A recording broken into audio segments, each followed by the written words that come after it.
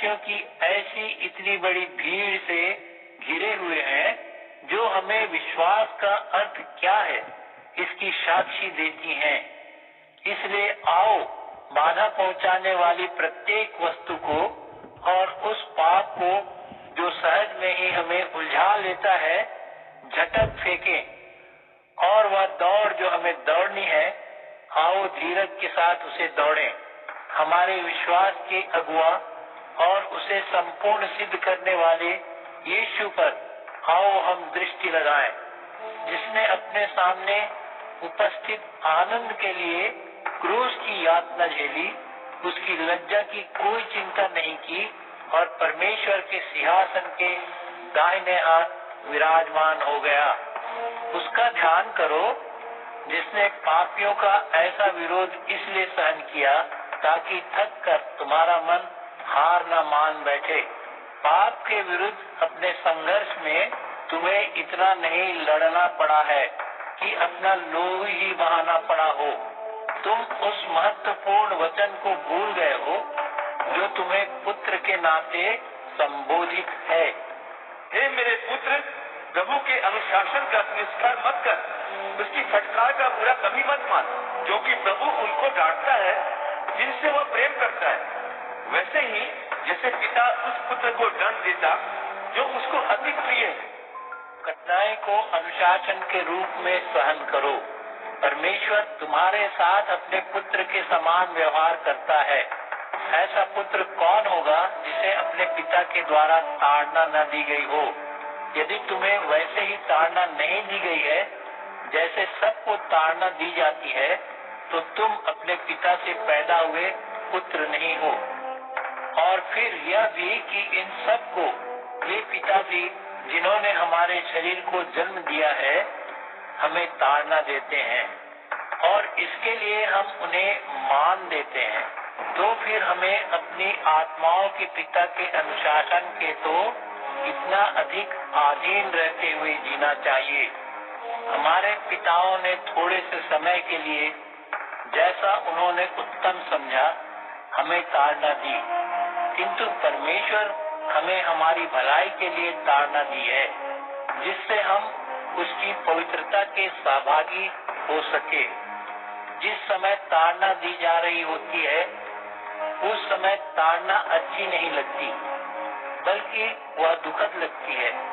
किंतु कुछ भी हो, वे जो ताड़ना का अनुभव करते हैं उनके लिए यह आगे चलकर नेकी और शांति का सुफल प्रदान करता है। इसलिए अपनी दुर्बल बाहों और निर्बल घुटनों को सबल बनाओ।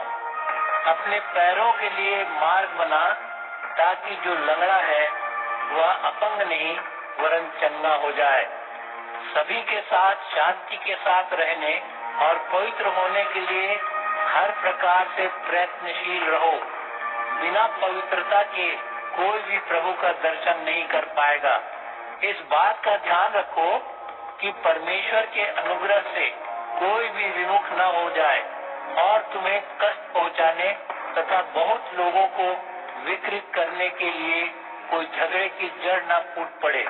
देखो कि कोई भी व्यभिचार न करे अथवा उस एसाव के समान परमेश्वर विहीन न हो जाए, जिसे सबसे बड़ा पुत्र होने के नाते उत्तराधिकार पाने का अधिकार था, किंतु जिसने उसे बस एक निवाला और खाना के लिए बेच दिया। जैसा कि तुम जानते ही हो, बाद में जब उसने इस वरदान को प्राप्त करना चाहा तो उसे अयोग्य ठहराया गया। यद्यपि उसने रो रो कर वरदान पाना चाहा, किंतु वह अपने किए का पश्चाताप नहीं कर पाया। तुम अग्नि से जलते हुए इस पर्वत के पास नहीं आए जिसे छुआ जा सकता था, और न ही अंधकार, विषाद और बवंडर के निकट आए हो, और न ही तुरही की तीव्र ध्वनि अथवा किसी ऐसे स्वर के संपर्क में आए जो वचनों का उच्चारण कर रही हो, जिससे जिन्होंने उसे सुना प्रार्थना की कि उनके लिए किसी और वचन का उच्चारण न किया जाए, क्योंकि जो आदेश दिया गया था वे उसे झेल नहीं पाए। यदि कोई पशु तक उस पर्वत को छुए तो उस पर पथराव किया जाए। वह दृश्य इतना भयभीत कर डालने वाला था कि मूसा ने कहा, मैं भय से थर थर कांप रहा हूँ। किंतु तुम तो सिय्योन पर्वत, सजीव परमेश्वर की नगरी, स्वर्ग के यरूशलेम के निकट आ पहुँचे हो। तुम तो हजारों हजार स्वर्गदूतों की आनंदपूर्ण सभा, परमेश्वर की पहली संतानों, जिनके नाम स्वर्ग में लिखे हैं, उनकी सभा के निकट पहुँच चुके हो। तुम सत्य न्यायकर्ता परमेश्वर और उन धर्मात्मा सिद्ध पुरुषों की आत्माओं तथा एक नए करार के मध्यस्थ यीशु और छिड़के हुए उस लोहू से निकट आ चुके हो, जो हाबिल के लोहू की अपेक्षा उत्तम वचन बोलता है। ध्यान रहे कि तुम उस बोलने वाले को मत नकारो। यदि वे उसको नकार कर नहीं बच पाए जिसने उन्हें धरती पर चेतावनी दी थी, तो यदि हम उससे मुंह मोड़ेंगे जो हमें स्वर्ग से चेतावनी दे रहा है, तो हम तो दंड से बिल्कुल भी नहीं बच पाएंगे। उसकी वाणी ने उस समय धरती को झकझोर दिया था, किंतु अब उसने प्रतिज्ञा की है, एक बार फिर न केवल धरती को ही बल्कि आकाशों को भी मैं झकझोर दूंगा। एक बार फिर ये शब्द उस हर वस्तु की ओर इंगित करते हैं जिसे रचा गया है, यानी वे वस्तुएं जो अस्थिर हैं, वे नष्ट हो जाएंगी। केवल वे वस्तुएं बचेंगी जो स्थिर हैं।